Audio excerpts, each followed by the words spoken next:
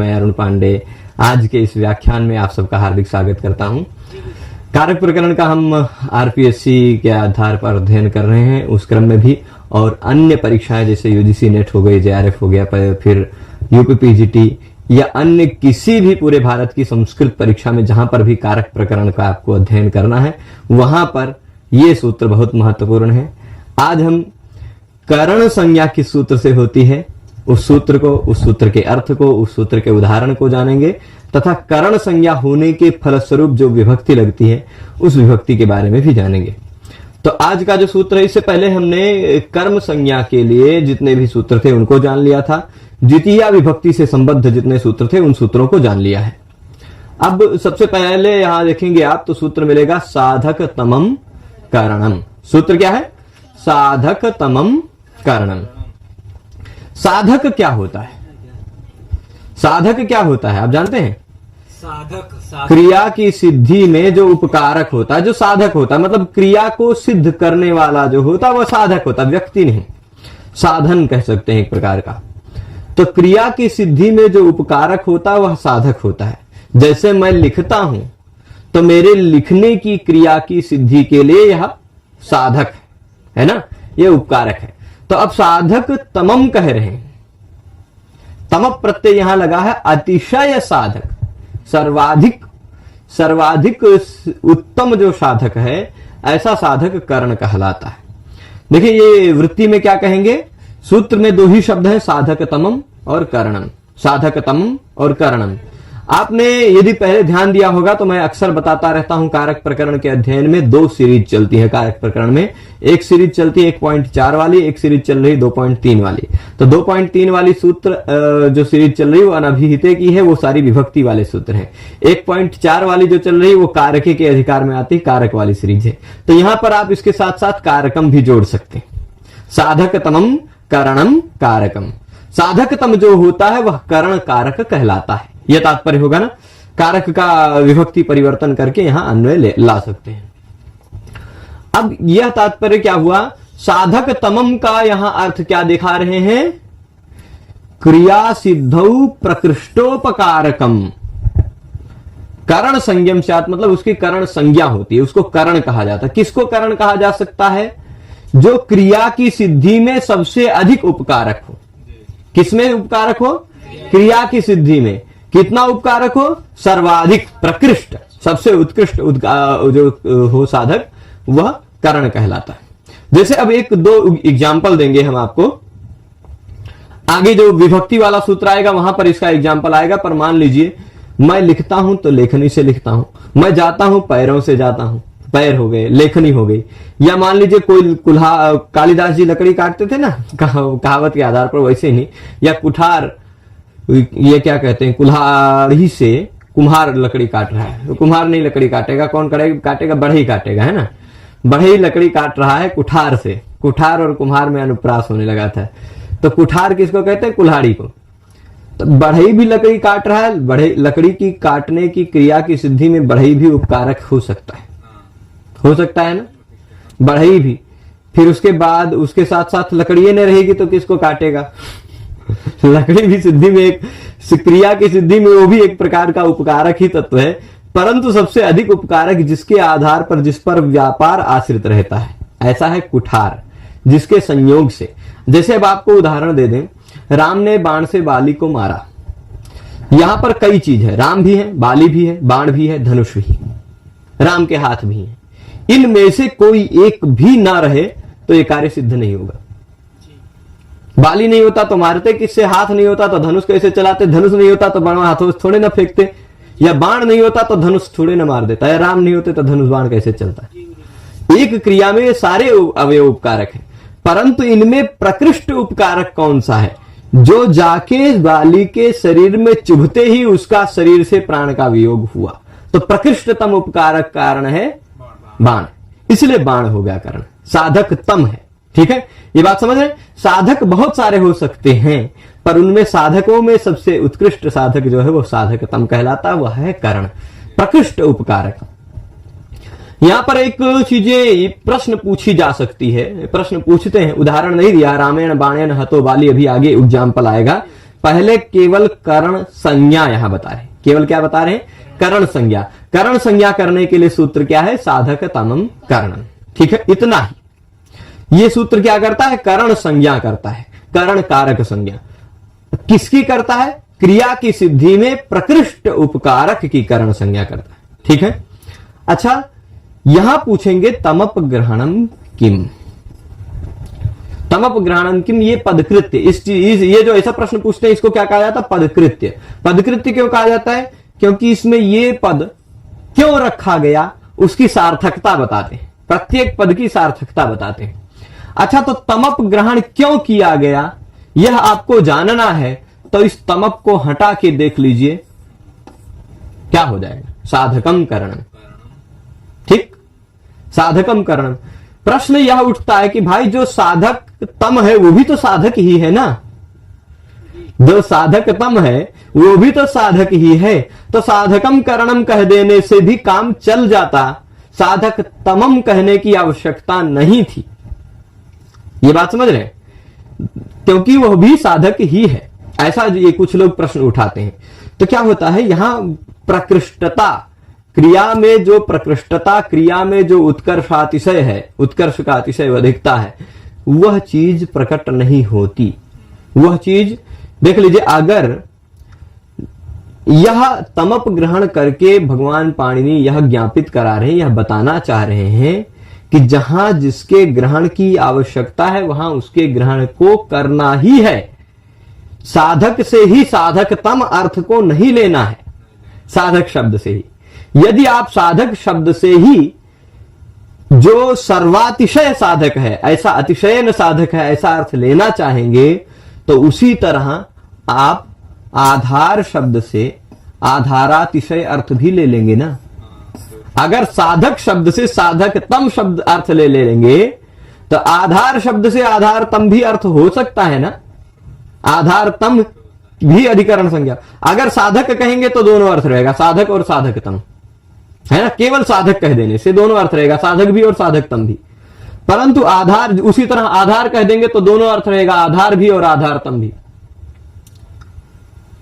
परंतु यदि आप साधक शब्द से ही साधक तम अर्थ लेने लगेंगे, साधक शब्द से ही साधक तम अर्थ लेने लगेंगे, तो आधार शब्द से भी आधारतम अर्थ आने लगेगा। और आधारतम मतलब जो अतिशय आधार है, सर्वावयवेन आधार है, उसी की फिर अधिकरण संज्ञा होती, गंगायाम घोषा की नहीं हो पाती।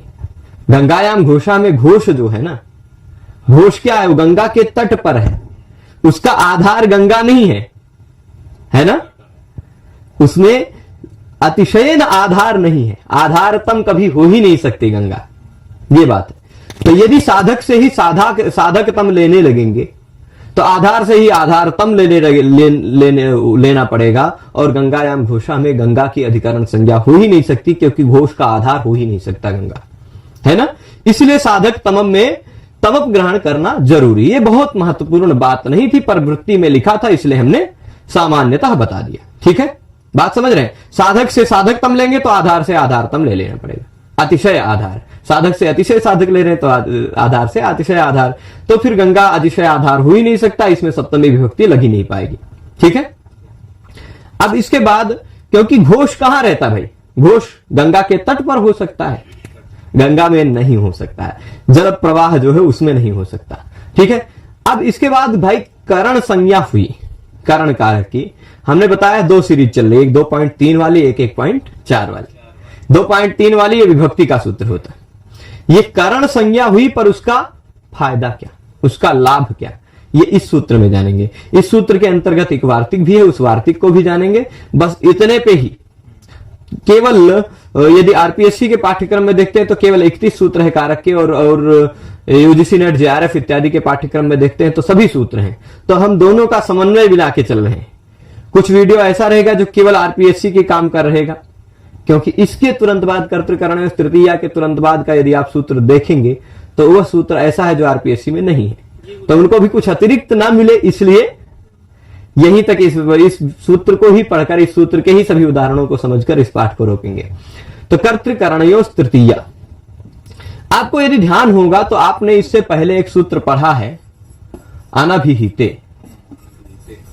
अनभिहिते मतलब अकथिते अनुक्ते, मैंने उसकी चर्चा कर्मणि द्वितीया में बहुत विस्तार से की थी। क्या उक्त होता है, क्या अनुक्त होता है, ये बात बताई थी ना। और ये सारा दूसरे अध्याय के तीसरे पाद का जो भी सूत्र है सब उसी अनभिहिते के अधिकार में आता है। यानी जो भी विभक्तियां होंगी वो सारी विभक्तियां अनुक्त में होंगी, प्रथमा केवल उक्त में होगी, उक्त में केवल प्रथमा, अनुक्त में ही तृतीया चतुर्थी पंचमी द्वितीया सब विभक्तियां होंगी। तो यहां क्या कह रहे, कर्तृकरणयोः तृतीया, कर्ता और करण यदि अनुक्त रहे तो तृतीया होगी। अब प्रश्न यह उठता है कि भाई अनुक्त क्या है, कैसे अनुक्त है, कहां पर अनुक्त रह गया और कैसे यहां पर तृतीया किया हमने। उदाहरण जो इन्होंने सबसे पहले दिया देख लीजिए, यहां अनभिहिते लिखा है ना, अनभिहिते मतलब अनुक्ते, अभिहित मतलब उक्त कथित, अनभिहित मतलब अनुक्त अकथित, ठीक है।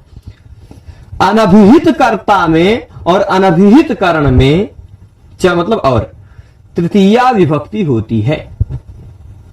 कर्ता में भी तृतीया, करण में भी तृतीया। सामान्यतः जो लोग कारक प्रकरण या विभक्ति प्रकरण पढ़े होंगे वो जानते होंगे कर्ता में प्रथमा, बिल्कुल नहीं भाई, कर्ता भी यदि अनुक्त है तो वो तृतीया में जाएगा, ठीक है।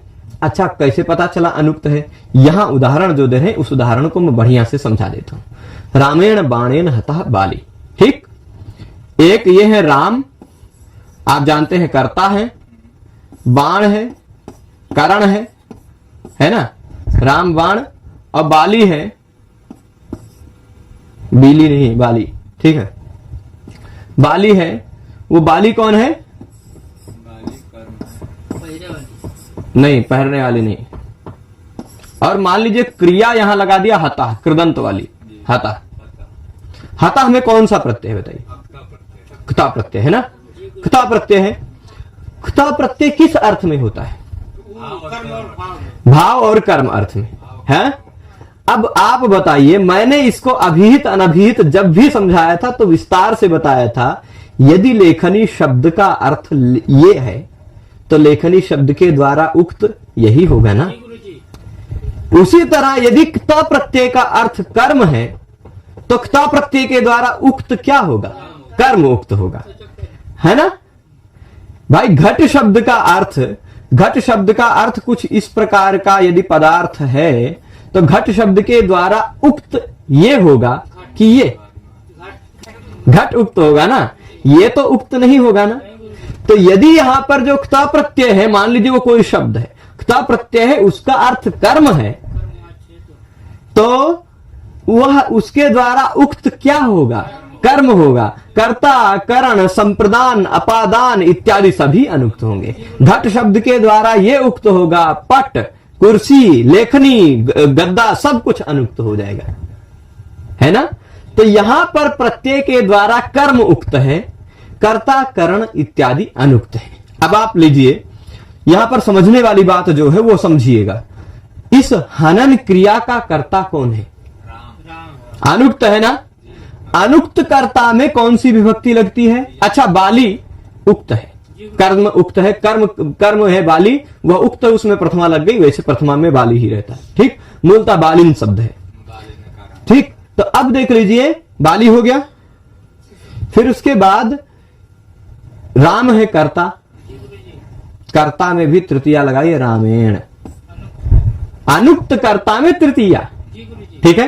करण बाण है क्योंकि साधक है, राम के द्वारा, राम करता है, हनन क्रिया कर रहे हैं बाली रूपी कर्म की, तो उस हनन क्रिया में सबसे ज्यादा उपकारक बाण है, तो का साधक तमम करणम से बाण है करण।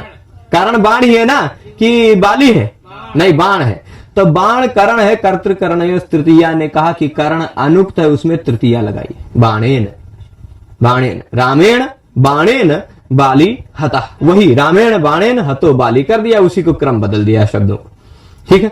अब ये चीज समझ रहे हैं।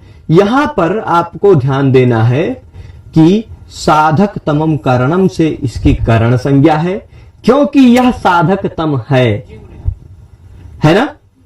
और फिर कर्तृकरण तृतीया से इसमें तृतीया विभक्ति लगी है। ऐसा कोई पूछे कि रामेण बाणेन हतो बाली में तृतीया विभक्ति किस सूत्र से लगी है, तो कर्तृकरण तृतीया। बाण की करण संज्ञा किस सूत्र से हुई है, तो साधक तमम करण। राम की कर्तृ संज्ञा किस सूत्र से हुई, तो आगे कर्ता वाली सूत्र आएगा, स्वतंत्र कर्ता। राम स्वतंत्र है इस क्रिया में, इसलिए स्वतंत्र है, वो कर्ता है। ठीक है। बाली की कर्म संज्ञा क्यों हुई है, क्योंकि राम अपने हनन क्रिया के द्वारा सबसे ज्यादा बाली को चाहते हैं, इसलिए बाली है कर्म। कर्तुरीप्सित तमम कर्म, कर्म से बाली की कर्म संज्ञा हुई है ना।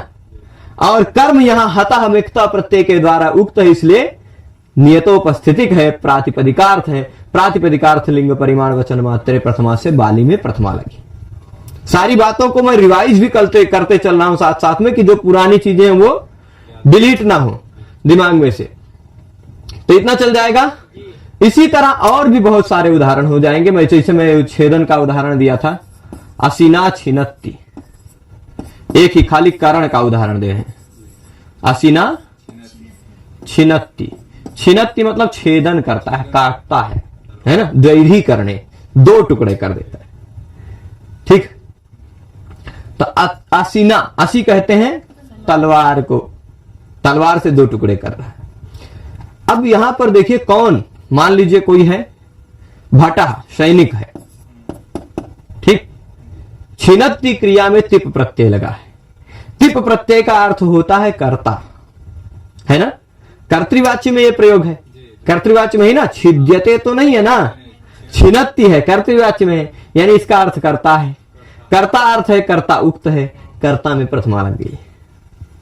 परंतु कर्ता भट सैनिक अपनी छेदन क्रिया के द्वारा, या इस भट की इस छेदन क्रिया का साधक तम क्या है, तलवार। इसलिए साधक तमम करणम से असी की करण संज्ञा हुई, करण संज्ञा हुई, इसलिए कर्तृकरण तृतीया से तृतीया विभक्ति लगी। तो कर्तृकरण तृतीया समझ रहे हैं आप। साधक तमम करणम क्या कहता है कि कोई भी क्रिया हो, उस किसी भी क्रिया की सिद्धि में सबसे ज्यादा उपकारक जो है, प्रकृष्टतम उपकारक जो है, वह करण है। लेखन क्रिया में लेखनी प्रकृष्टतम उपकारक है ना। हमारे गमन क्रिया में हमारे पैर उपकारक हो सकता है, वाहन से जाते हो तो वाहन उपकारक है ना। हमारे बोलने की क्रिया में हमारे मुख प्रकृष्टतम उपकारक है। ऐसे प्रत्येक क्रिया, कोई भी क्रिया ऐसी नहीं है जिसमें कोई उपकारक तत्व ना हो, है ना। तो जो भी प्रकृष्टतम उपकारक है, जिसको भी आप प्रकृष्टतम बोलना चाहते, ऐसा नहीं कि सबसे ज्यादा बाण है, राम ने बाण से बाली को मारा, तो सबसे ज्यादा उत्कृष्टतम कारक बाण है, इसलिए बाण की ही होगी, धनुष नहीं है, ऐसा नहीं है। हमारी बोलने की इच्छा है कि राम ने धनुष बाली को मार दिया, तो धनुष ही उस प्रकृष्टतम उपकारक हो गया, हो सकता है ना। हमारी इच्छा है कि हम राम के बाण को ही कर्ता बोलना चाहते, तो राम के बाण ने बाली को मारा, बाण ने बाली को मारा, बाण ही कर्ता बन गया, है ना। तो हमारी विवक्षा के ऊपर है, हम बोलना क्या चाहते हैं, हम किसको कर्ता के रूप में, किसको स्वतंत्र के रूप में बोलना चाहते हैं, वो स्वतंत्र हो जाएगा। जो क्रिया हम बोल रहे हैं, उस क्रिया में हम सबसे ज्यादा साधक बनाकर जिसको बोलना चाहते हैं, वह साधकतम, वह करण हो जाएगा। और उसका प्रतिपादक जो शब्द है, उसमें तृतीया विभक्ति लगेगी। कारक में विभक्ति में मैं अंतर हमेशा बताता रहूंगा। जैसे यहां पर देख लीजिए, राम ने बाण से बाली को मारा, तो क्या बताइए, बाण शब्द से मारा था कि बाण तीर से, अर्थ से, जो इस शब्द का अर्थ है ना। तो आप कहेंगे कि राम के बाली की हनन की क्रिया में सबसे ज्यादा उपकारक बाण है ना। तो बाण है यानी राम का बाण, तब आप खोज के उसमें तृतीया विभक्ति लगाने जाएंगे राम के बाण में कि शब्द में लगाएंगे। विभक्ति हमेशा शब्दों में लगती, ठीक। विभक्ति हमेशा उस बाण का, जो राम का बाण था, उसका प्रतिपादक जो शब्द है, उस शब्द में लगेगी। पर इस बाण शब्द की करण संज्ञा नहीं है। बाण शब्द ने राम बाली को नहीं मारा है, बाण के अर्थ ने मारा है, इसलिए उपकारक वो है। साधकतम करण राम का बाण है, उसका प्रतिपादक करने वाला बाण शब्द है, उस शब्द में तृतीया विभक्ति लग जाएगी। ठीक है। तो ये तो पूरा बात समझ में आई है। यहां तक किसी को दिक्कत, कोई भी क्रिया होगी, ये हमने कुछ ही क्रिया बताई, जैसे अब देख लीजिए, पानी पीते हैं हम, पानी पीते हैं, बहुत सारे साधक हो सकते हैं। हम गिलास से पीते हैं, साधकतम चषकेण पिबामी, कूप्या पिबामी, कूपी तृतीया, सब जगह साधकतमम करणम से करण संज्ञा, कर्तृकरण तृतीया से तृतीया। तो कर्ता भी अनुक्त होगा तो भी तृतीया, करण भी अनुक्त होगा तो करण में भी तृतीया। ये बात यहां ध्यान रखिएगा, ये बात आप कर्म वाच्य में जब वाक्य बदलते हैं ना तो आती है ये महत्वपूर्ण बात। भाव वाच्य में आप वाक्य बदलते हैं तो यह महत्व आती है। भाव वाच्य में क्रिया के द्वारा कौन सा अर्थ कहा गया? भाव। कर्म वाच्य में क्रिया के द्वारा कौन सा अर्थ कहा गया? कर्म। कर्ता तो नहीं कहा गया ना, कर्ता अनुक्त हो गया तो तृतीया होगी। परंतु यदि कर्तृवाच्य में तो प्रत्यय के द्वारा कर्ता ही कहा गया है, तो कर्ता हो गया उक्त, उसकी उपस्थिति हो गई नियत, निश्चित, नियतोपस्थितिक होने के कारण वही हो गया प्रातिपदिकार्थ, और प्रातिपदिकार्थ लिंग परिमाण वचन मात्रे प्रथमा आपने पढ़ रखी है, उससे प्रथमा। ये बात पूरी तरह क्लियर है। अब इसी सूत्र में एक वार्तिक भी है, प्रकृत्यादिभ्य उपसंख्यानम।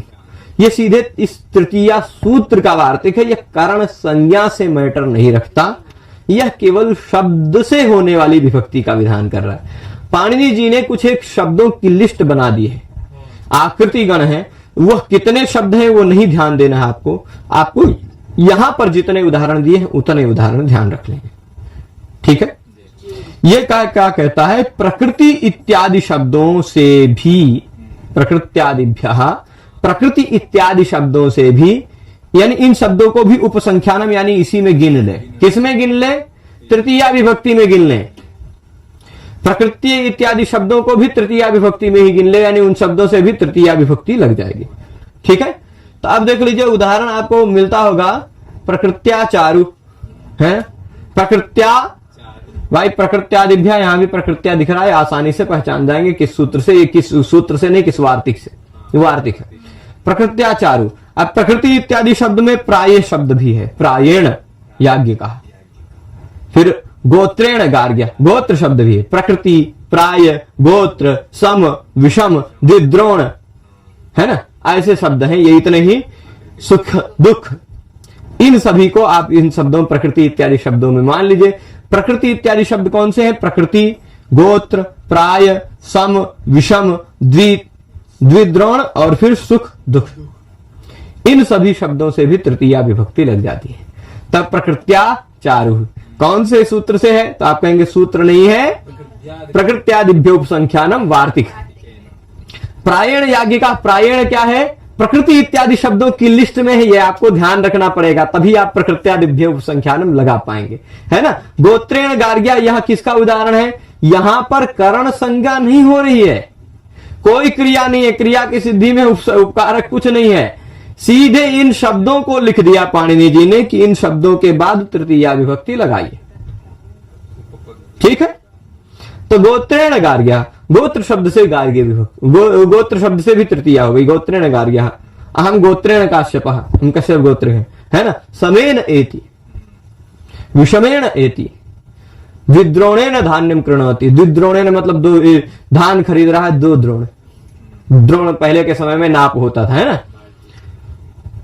सुखेन दुखेन वा याति, सुख से जाता है, दुख से जाता है। तो ये इतना हुआ सामान्यतः कर्तृकरणयोः तृतीया सूत्र का तात्पर्य। कर्तृकरणयोः तृतीया कहता है कर्ता और करण में तृतीया विभक्ति होती है। यदि कर्ता और करण अनुक्त हो तो, उक्त होने पर नहीं, उक्त होने पर कर्ता हो उसमें भी प्रथमा, करण हो उसमें भी प्रथमा, करण में भी प्रथमा होती है। स्नानियम चूर्णम उदाहरण है उसका। तो ये हो जाएगा। और फिर इसके अंतर्गत हमने एक वार्तिक भी देखा। इस पाठ में इतना ही रखते हैं। आप सभी लोग पूरे पाठ में जुड़े रहे, उसके लिए आप सभी को बहुत बहुत धन्यवाद। हम आप सबसे फिर मिलेंगे अग्रिम सूत्रों के साथ, तो उसमें आगे के कुछ सूत्रों का कारक प्रकरण के अध्ययन करेंगे। सभी को बहुत बहुत धन्यवाद। नमः संस्कृताय।